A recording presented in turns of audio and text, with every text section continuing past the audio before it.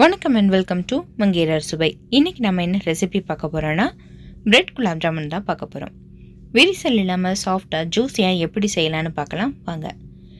இந்த ரெசிபிக்கு முதல்ல நம்ம ஜீரா ரெடி பண்ணிக்கணும். ஒரு பாத்திரத்தில் 1 கப் அளவு சீனிக்கு 1.5 கப் அளவு தண்ணி எடுத்துக்கோங்க.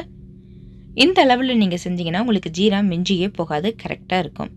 இப்போ இதில் கொஞ்சமாக உப்பு சேர்த்துக்கலாம். இதை சேர்த்துட்டு இது ஒரு சைடில் கொதிச்சுக்கிட்டு இருக்கட்டும். அதுக்குள்ளே நம்ம குலாப் ஜாமுனுக்கு தேவையான உருண்டைகளை தயார் பண்ணிடலாம். நான் இன்றைக்கி 8 பிரெட்டு துண்டுகள் எடுத்திருக்கேன். அதோட ஓரத்தை கட் பண்ணி வச்சுருக்கேன். இதை இன்னும் சின்ன சின்னதாக நறுக்கி ஒரு மிக்சர் ஜாரில் போட்டு பவுடர் ஆக்கிட்டு வந்துடலாம்.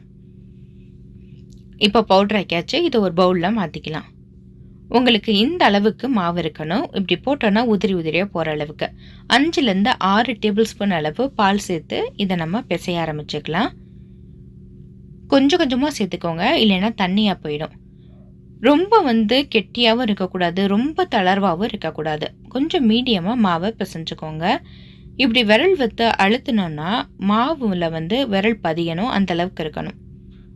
இப்போ நம்ம சின்ன சின்னதாக உருண்டை பிடிக்க ஆரம்பிச்சிடலாம். இந்த உருண்டை பிடிக்கிறதுக்கு நீங்கள் கையில் எண்ணெயோ நெய்யோ தடவணும்னு அவசியம் கிடையாது. சும்மா எடுத்து இப்படி உள்ளங்கையில் வச்சு நல்லா உருட்டினீங்கனாவே வந்துடும். ரொம்ப அழுத்தி உருட்டிடக்கூடாது. விரிசல் இல்லாமல் உருட்டிக்கோங்க. இதே மாதிரி எல்லா உருண்டைகளையும் உருட்டி நம்ம வச்சிடலாம். உருட்டி முடிச்சுட்டு இதில் ஒரு ஈரத்துணி போட்டு மூடிடுங்க. அதுக்குள்ளே நம்ம ஜீரா எண்ணெயெல்லாம் சூடாயிருச்சான்னு பார்த்துட்டு வந்துடலாம். இப்போ நம்மளுடைய ஜீரா நல்லா கொதிச்சுக்கிட்டு இருக்கு. இதில் ஒரு பிஞ்ச் அளவு ஏலக்காய் தூள் சேர்த்துக்கலாம். இல்லை நீங்கள் ஏலக்காயை 2 இப்படி நசுக்கி கூட போடலாம். இதில் கொஞ்சமாக ரோஸ் வாட்டர் சேர்த்துருக்கேன்.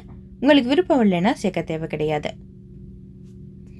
ஜீராவுக்கு கம்பி பதம் அப்படிலாம் எதுவுமே கிடையாது. பிசுபிசுப்பு தன்மை வந்தோடனே நீங்கள் அடுப்பை ஆஃப் பண்ணிடுங்க. இப்போ என்ன சூடாக இருக்கான்னு பார்க்கலாம். நான் கொஞ்சமாக மாவு போட்டிருக்கேன். மாவு மேலே எலும்பி வந்துருச்சு இல்லையா? இப்போ நம்ம எண்ணெய் தயாராகிருச்சு. மீடியம் ஃப்ளேமில் வச்சு நீங்கள் உருண்டைகளை நல்லா வறுத்திடுங்க. இந்த மாதிரி உருண்டை போட்ட உடனே ஒரு ஸ்பூன் வச்சு இந்த மாதிரி சுற்றி விட்டுடுங்க. ஒரே இடத்துல உருண்டை கிடந்துச்சுன்னா அந்த இடத்துல மட்டும் தனியாக சிகப்பா இருக்கிற மாதிரி இருக்கும். இப்ப எல்லா உருண்டைகளையும் சேர்த்துக்கலாம். எல்லா உருண்டைகளையும் சேர்த்துட்டு அதே மாதிரி நம்ம சுத்தி விட்டுடலாம். அப்பதான் எல்லா பக்கமும் ஒரே மாதிரி செவந்து நம்மளுக்கு குலாப் ஜாமுன் பாக்குறதுக்கே அழகா இருக்கும். இப்ப எல்லா பக்கமும் ஒரே மாதிரி செவந்திருக்கு பாத்தீங்களா? அவ்வளவுதான். எல்லா பக்கமும் நல்லா செவந்த உடனே இதை நம்ம எடுத்து ஜீரால சேர்த்துடலாம். நம்ம உருண்டைகளை சேர்க்கும் போது ஜீராவும் சூடா இருக்கணும். வெதுவெதுப்பு தன்மையை விட கொஞ்சம் அதிக சூடுல இருக்கணும். அப்பனாதான் உள்ளுக்குள்ள போய் அந்த ஜீரா சேர்றதுக்கு வசதியா இருக்கும். இப்போ உருண்டைகளை சேர்த்துடலாம். எடுத்து அப்படியே சேர்த்துடுங்க. இது குறைஞ்சது ஒரு 3 மணி நேரமாச்சும் ஊறணும். அப்படி ஊறினாதான் உள்ளுக்குள்ள வர ஜீரா நல்லா போய் இறங்கும். இது மேல ஒரு ஓட்ட போட்ட தட்டு வச்சு மூடிடுங்க. இந்த மாதிரி இருந்துச்சுன்னா வேர்வை தண்ணி உள்ளுக்குள்ள தங்காது.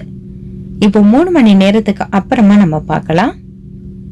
நல்லா ஊறி வந்திருக்கு பாத்தீங்களா?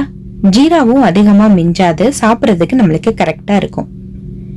இப்போ இதை நான் எடுத்து காமிக்கிறேன் எந்த அளவுக்கு சாஃப்டா இருக்குன்னு. கட் பண்ணியும் காமிக்கிறேன் பாருங்க. உள்ளுக்குள்ள எந்த அளவுக்கு ஜீரா போயிருக்கு அப்படின்னு நல்லா தெரியும். இப்போ இதை கட் பண்ணலாம். அவ்வளவுதான், நம்மளுடைய பிரெட் குலாப் ஜாமுன் தயாராயிருச்சு. நீங்களும் உங்க வீட்டுல ட்ரை பண்ணி பார்த்துட்டு எப்படி இருந்துச்சுன்னு உங்க கமெண்ட்ஸ் எனக்கு போஸ்ட் பண்ணுங்க. இந்த வீடியோல எதுவும் குறைகள் இருந்தா அதையும் நீங்க கமெண்ட்ல சொல்லலாம். மாத்திக்கிறதுக்கு எனக்கு வசதியா இருக்கும். இந்த வீடியோ உங்களுக்கு பிடிச்சிருந்தா லைக் பண்ணுங்க. மறக்காம மங்கையர் அரசுவை சப்ஸ்கிரைப் பண்ணுங்க. நன்றி, வணக்கம்.